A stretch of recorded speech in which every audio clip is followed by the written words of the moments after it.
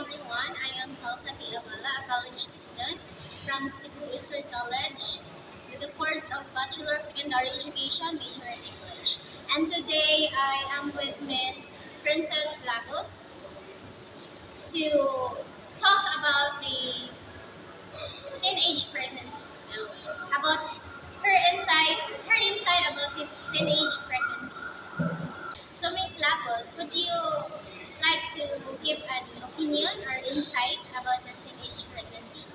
Usually, gabi sa education sa pamatik ng kultura.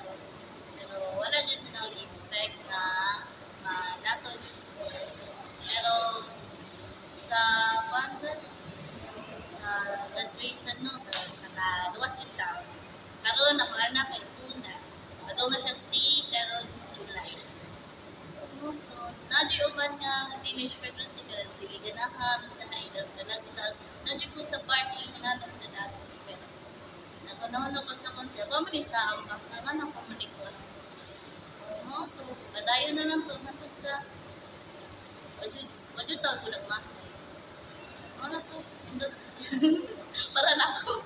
So did you regret having a child?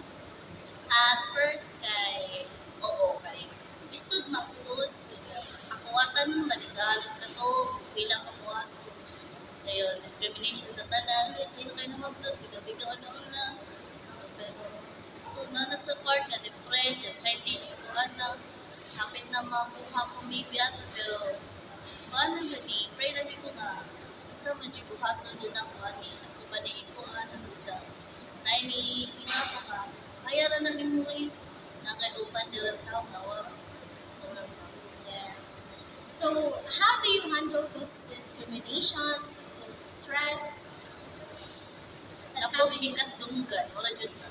Kasi tapili lang lupos na. Ano tayo, lupos sila ni magdos. So did your ex-boyfriend or the father of your child knew that you you are pregnant? First, wala. Basta nakabaw siya, kahit ako naman tumutingyan, nalawatan na siya, kay Kitsa, pero yung ko, iyahan niya. Nakakuha naman sa ito nga, nasa day siya pinangutin sa slide, so no, ato na siya sa pikas. Did you push him away? Or he, he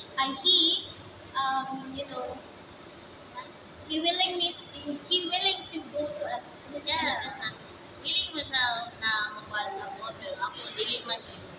Kaya man ako po, kaya man ako puros na.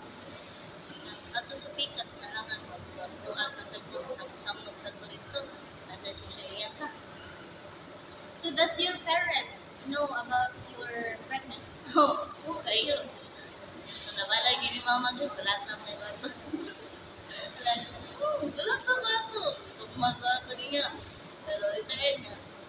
Hindi na mo ka, buko kay kasi may kikastuhan. Pero nagpamagdos yung ka. Okay na talaga sila, tingnan mo, pero masa ka nagpamagdos. So, at what age did you get pregnant? 70. So very young. Young. Kala mo sa ito, curiosity sa hilingan na yun na. Kasi hindi yun na. You just wanted to try, but Oo niya. Taon man, isod mo ka. it lives accidental. Kasi ko kawaingon nga accident kay daghan naman sa kuto. Katulad ng time na nakakuha na niya. Pero, ano siya ko nagmahay na sa kay. Loving mo kaya kong baby. No, Diyos. So did you plan it? You two plan it in the future? Yeah, To have a family. Yes, future. Ato makahuman ko nun. Sana pa. Pero saan lang ko. Sabi na dasag sa ako sa mga balaga na various kayo ako sa Lucia. Sa Bohato na. Yes, but you studied in very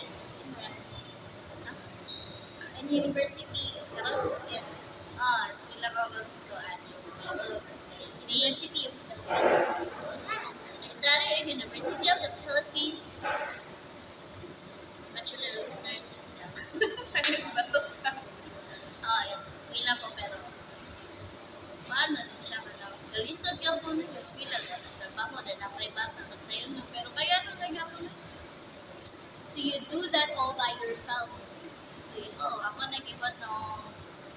with the help of my family. Okay, so um, they have said like that when you go to the most um, famous universities, people there are very smart, but very um, people are when people are smart and they're academic, they are what? They are what in love. Yes. They are fools when it comes to love. Yeah. They have said that. Many said that. 'Cause, I think it's based on their experiences. We become fools when it comes to love. We become blind when it comes to love. We sacrifice all things. So Miss Princess is sacrificing her studies for about what 1 to 2 years. She sacrificed her studies for raising her child, her daughter, for raising her son. So I think that's all for today. It's a wrap. So Miss Princess, thank you for your time.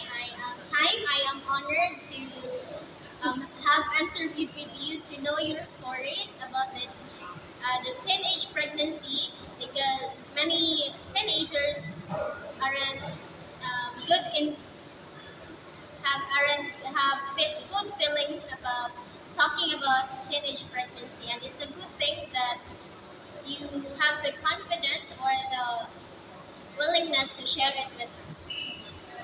So thank you for your time. Salamat kayo. Thank you.